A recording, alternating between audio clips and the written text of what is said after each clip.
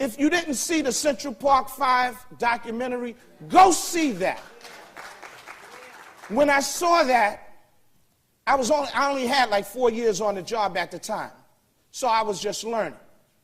But what really was heartfelt was when you looked at those young boys, and I know the whole story.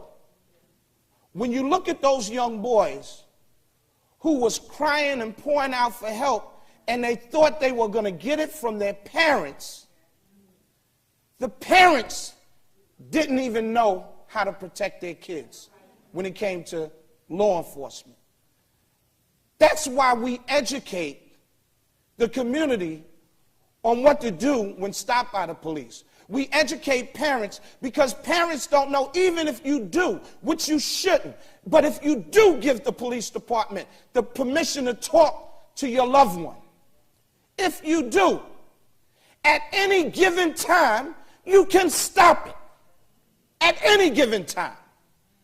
But you never should give the police department the permission to speak to your loved one if they're arrested. We tell the young folks out there, don't speak to them. I'm going to use part of my time to just give you a simple demonstration of what I teach young kids. When you're walking down the street, you get a call, and the police get a call. If the police stop you in an area, I'm going to give you a Saturday night, whatever area you're at, and the police stop you, do you know why they're stopping you? They're stopping you because you're the only one in that vicinity. So right then and there, you are the perpetrator.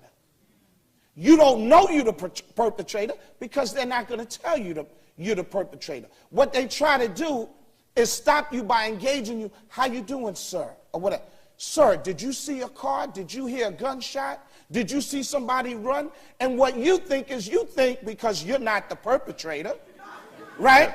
You tend to think, well, let me help them out, or let me defend myself. You don't have to defend yourself. The burden of proof is on them. Keep your damn mouth shut.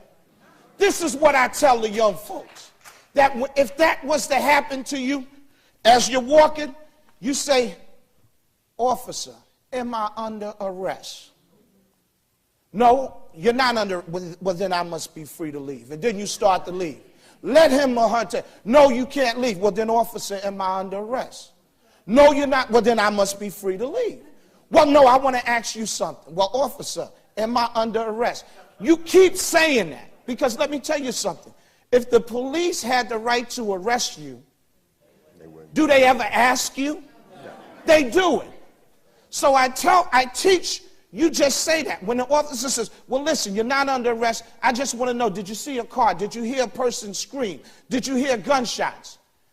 You the officer, am I under arrest? And if they say, well, you know what, you're smart because you know what comes behind that, right?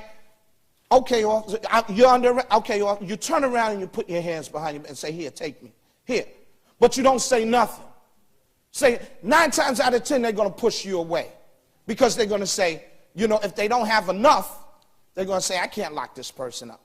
But what you just did is you showed them you're not afraid to get arrested. The other way you handle that situation is you do this. A cop stops you. Excuse me, you live around here? This is what you do. And you look him or her straight in the eye and you just do this. Excuse me, did you hear what I said? Do you live around here?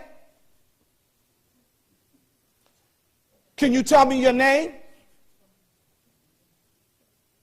It's easy. Just don't say nothing. Now they got a decision to make. Either lock you up, beat you up, or let you go. Now there's going to be some derogatory statements coming behind that. But you know what? I guarantee you that 99% of the time, at the end of that confrontation, you'll be walking like this in a way and on your way. That's what you do. Stop trying to prove to them that you're not the person they're looking for. That's up to them to do.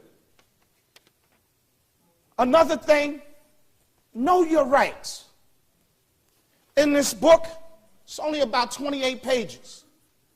I give you what you should do when you're stopped by the police, what you should do if the police come knocking at your door, what you should do if the police stop you at your car, in your car, what the passengers should do, what to do if you're brought to a police precinct, because some people don't know what to expect, what to do after you've been violated by the police, how to fight them back, and get in touch with our organizations, because we will come out and we will help you. I can't go down to CCRB anymore.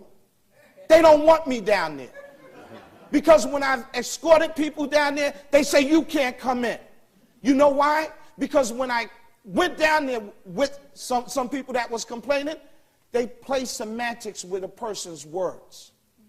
And I'm sitting there and I said, listen, if this lady said the officer slapped her, then the officer slapped her. You don't have to say to her, well, did the officer inadvertently put his hand up? What are you talking? She's a grown woman.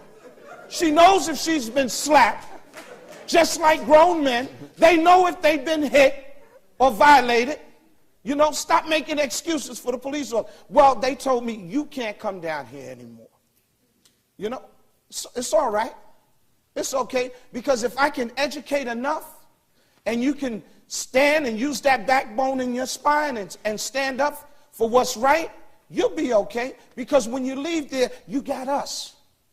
You got us, and you're going to have your community behind you if they just would stop being scared.